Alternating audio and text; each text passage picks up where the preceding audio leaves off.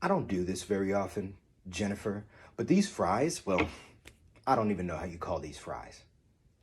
If a customer such as myself's first experience with your establishment is one in which the quote, America's favorite fries are in complete disarray, what do you think are my chances for a return visit? Any thoughts?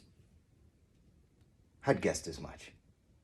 I haven't had service this bad since the Pinkertons were called in to break up the strike on Carnegie Steel, I assume.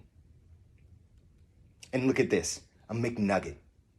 It's as if you're attempting to derive some sort of aesthetic from Irish chickens and pit them against Americans in what is clearly the most blatant exercise of xenophobia, I assume, since the Alien and Sedition Acts were repealed. Why does everything have to have the family name anyway? It's as if nugget is some sort of pagan word derived from the root of some Luftwaffe word for gas chamber, and adding Mick in some way rectifies the situation.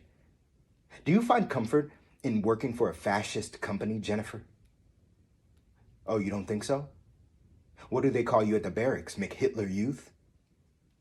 Fascinating. Well, then how do you justify weakening the dollar in a global market?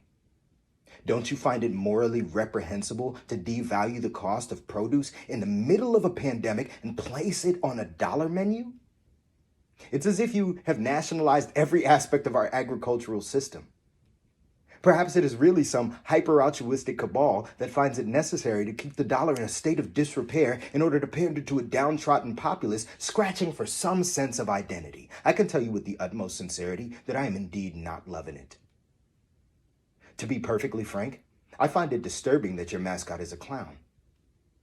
Not only do you debase the constituents in your own country, but you portray Irish men in a light that is racist and degrading. It's as if you feel the need to enforce some forgotten code of ethics and label the Irish as a white-faced, red-haired super race. I'm not going to step aside, Jennifer. I have a right to be here. This is a free country. I will not stand idly by while you give me marching orders and send me out into the dead of winter. If you want my advice, I recommend you give me the same attention that you would any other customer. Unbelievable. I won't stand for it. Now, you can either be the basis for all asceticism in this world and turn a jaundiced eye towards my needs, or you can make sure the fries are well done next time. The decision is entirely yours.